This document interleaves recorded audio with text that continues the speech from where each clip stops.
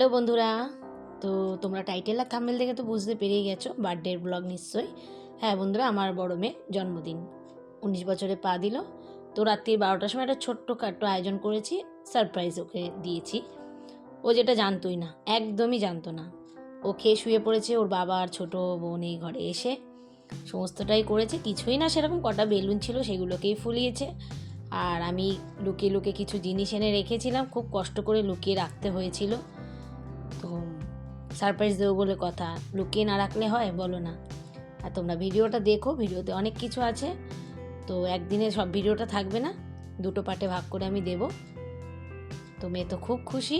আমার কাছে এই হাসিটা হচ্ছে আমার কাছে লাখ টাকার থেকেও দামি। আর ওদের খুশিতেই বন্ধুরা আমরা খুশি, এটা সকল বাবা মার কাছেই, তাই না? লাইভ কেক কাটিং চলছে। বললাম বার্থডে টু ইউ। হাততালি। হাততালি। Happy birthday to you dear. আর যেহেতু আমার সেই সময় লাইভ চলছিল, তো আমি আর ওকে কেকটা খাওয়াতে পারিনি, ও আমাকে খাইয়ে দিয়েছে। কারণ আপনারা জানেন আমার চ্যানেলটা দাঁড় করানোর জন্য আমি একটু লাইভ করছি। এখন বোনকেও খাইয়ে দিল, আর সবটাই কিন্তু ওর বোন ওর বাবার সাথে করেছে। কি গিফট দিল রে তোর মা? সামান্য আয়োজন।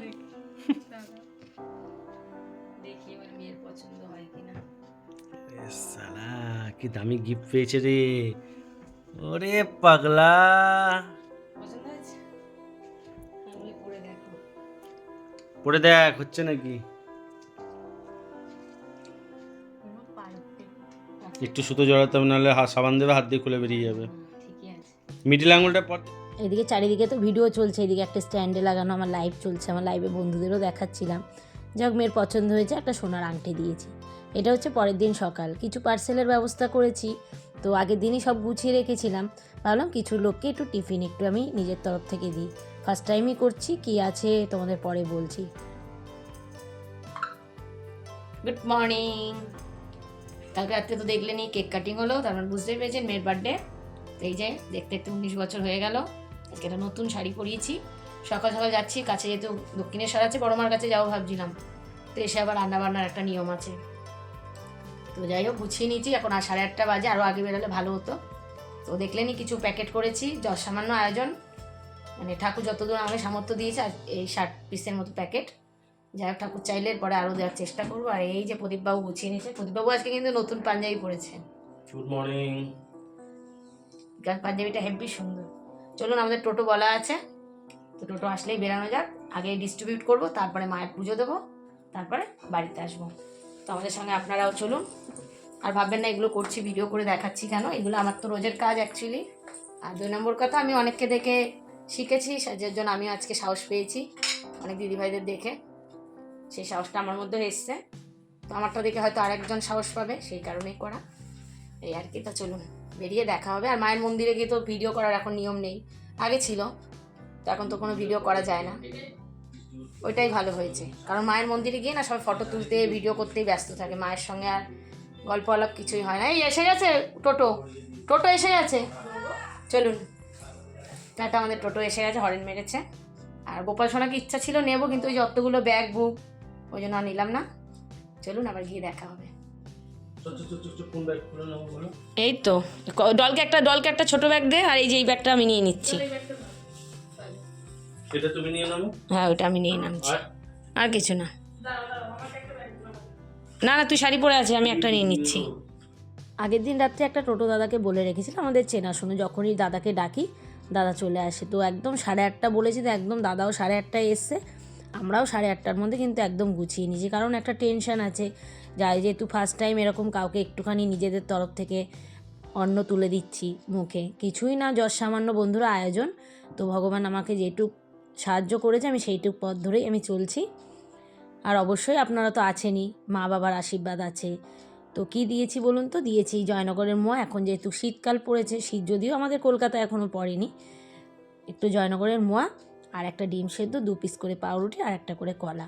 যাই হোক, টিফিনে আমরা নিজেরাও এটাও খাওয়া পছন্দ করি শীতকালে, তো ওদেরকে এটাই দিয়েছি। খুব খুশি হয়েছে সকলে, তবে একটু আমরা নার্ভাস হয়ে গেছিলাম, কারণ একটু পরে এতটা ভিড় হয়ে গেছিলো না, আর একদম রাস্তার উপরে তো ট্রাফিক জ্যাম হয়ে গেছিলো, একটু টেনশানে পড়ে গেছিলাম জানেন তো। প্রদীপও থতমত খেয়ে গেছে, আমিও, আর ছোটো মেয়েটাও ওইদিকে একা দাঁড়িয়েছিল। যাই হোক, এরা তো দেখো খাওয়ায় প্রচণ্ড কষ্ট পায়, তো এরা তো খাবার দেখলে ছুটে আসবে, তাই না? খিদের জ্বালা হচ্ছে বন্ধুরা সব থেকে বড় জ্বালা, তাই না? আমি তো এটাই মনে করি, এই পেটটা না থাকলে আমাদের কিন্তু কিচ্ছু এত টেনশন থাকতো না, সবই পেটের জন্য।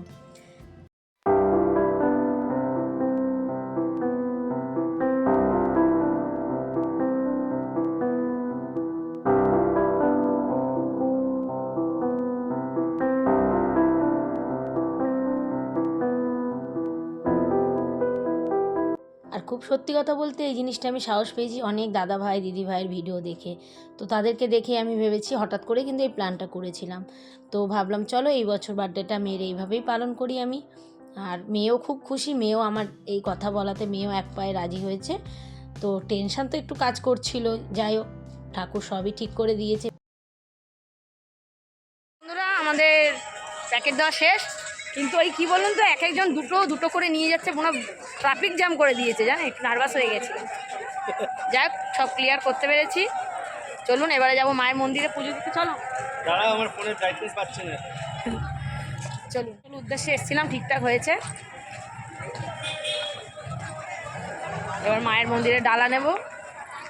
কত লোক, আজকে রবিবার না, মেন কথা রবিবার বলে আজকে বেশি লোক। আর দেখো এত সকাল সকাল এত সুন্দর লাগছিল, প্রচুর লোক এসছে যেহেতু ছিল সানডে, আর ভীষণ ভালোও লাগছিল, মিঠে মিঠে রোদটাও লাগছিল। আর মায়ের মন্দিরটা দেখো সকালবেলা হালকা হালকা কুয়াশা, একটু একটু রোদ, কি অপূর্ব যে দেখতে লাগছে, কি বলবো।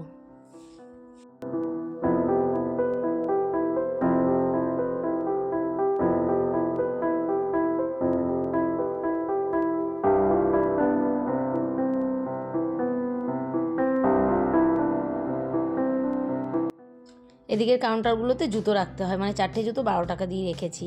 আর জানেন তো বন্ধুরা, এদিকে মোবাইলও রাখতে হয় এখন, অনেকেই জানে। তো এখন কি বলুন তো, ওই একটা যেই ব্যাগগুলো আমি নিয়ে গেছিলাম মালগুলো নিয়ে, মানে খাবারগুলো, সেইগুলো খালি ব্যাগগুলো রাখতেও 10 টাকা করে নিয়েছে। এইটা হচ্ছে ব্যবসা, যাই বলেন। তো যাই হোক, পুজো দিয়ে বেরিয়ে একটু ফটো তুলে নিলাম। চলুন বন্ধুরা, আমাদের পুজো দেওয়া হয়ে গেছে, সুন্দরভাবে পুজো দিয়েছি, এখন একটু ফটো তুলছি। টিপটা দেখুন ঠাকুরমশাই কেন দেখা পড়িয়েছে। যাই হোক, এবার একটুখানি খাওয়া দাওয়া করবো কিছু, তারপরে বাড়ির পথে রওনা দেবো। খুব সুন্দরভাবে পুজো দিয়েছি। চলুন একটা ফটো তুলে নিই প্রদীপের সাথে। ফটোশ্যুট চলছে, শুধু আমরা না কিন্তু সবাই তুলছে। বাবা, প্রদীপবাবু ফটোশ্যুট করছে। মায়ের কাছে তো সবার মঙ্গল কামনা চেয়েছি, কিন্তু ওর উদ্দেশ্যেই তো আজকে পুজোটা দেওয়া, তাই ওকে আগে ফুলটা ঠেকিয়ে একটু প্রসাদ খাইয়ে দিলাম।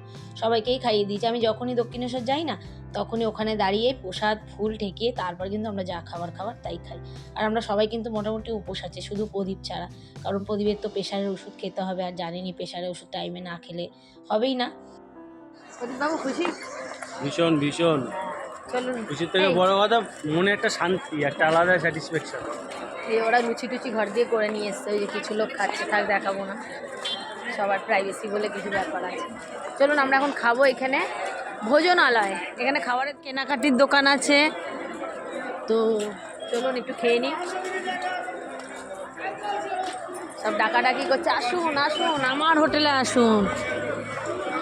চলুন কোনটায় ঢুকি দেখি। এদিকে হোটেল দাদা ডাকছে, আসুন আসুন আমাদের হোটেলে। এখন কি আছে বলুন না, ভিডিও করা যাবে না। ফুড ব্লগারদের ডেকে ভিডিও করাচ্ছে হোটেলের, ওনারা বলছে ভিডিও করা যাবে না। রীতিমতো ওখানে একটু চিল্লামিল্লিও হয়েছে আমাদের সাথে। ওনাদের কোনো অ্যাম্বিয়েন্স আমরা দেখাইনি, আমরা নিজেদেরকে খাবার দাবার এটাই দেখিয়েছি। যাই হোক, কোনো রকম খেয়ে বেরিয়ে গেলাম, তবে কোনো দিন আর এই হোটেলে কিন্তু যাব না, কোনো দিন না, ব্যবহার প্রচণ্ড খারাপ। যাই হোক, একটুখানি কচুরি আর আমি দই বড়া নিয়েছিলাম, আমার দই বড়া খেতে বেশি ভালো লাগে। মেয়ে আমার ভিডিও করছে, আমি মেয়ের ভিডিও করছি। যাওয়ার সময় তো টোটো করে ডাইরেক্ট ঢুকে গেছিলাম, তো ওপরটার ওঠা হয়নি ওঠার। তো দেখো আমরা যেরকম বাড়ি ফিরছি, এখনও কিন্তু অনেক লোক ডালা নিয়ে তারা পুজো করতে যাচ্ছে মায়ের মন্দিরে। আমি জানি না কটা পর্যন্ত খোলা থাকে। যাই হোক, আমাদের তো পুজোটা খুব সুন্দরভাবে দিয়েছি, ফাঁকায় ফাঁকায়, ভিড়ও ছিল, কিন্তু আমরা একদম যেই লাইনটায় না মায়ের একদম সামনে মুখটা দেখা যায়, সেই লাইনটা আমি প্রত্যেকবারই দিই। প্রদীপকে বলছিলাম যে একটু তুমি দোকানে আজকে না যেতে পারতে, কিন্তু ওকে যেতেই হবে, কারণ কিছু কাস্টমার এমন আছে না, যে ও ছুটিই করেছিল, ভেবেছিল আজকে দোকান যাবে না। কিছু কাস্টমার এমন আছে যাদের সানডেতে ছুটি থাকে, প্রদীপকে বারবার ফোন করছে। আর এই ওপরটায় তো অনেক দোকানপাট বসে, নিচেও থাকে। তো মেয়ে আবার একটা চাবি রিং তার দিদিকে গিফট করলো বার্থডে উপলক্ষে, কালকে রাতে ক্যাডবেরি দিয়েছে।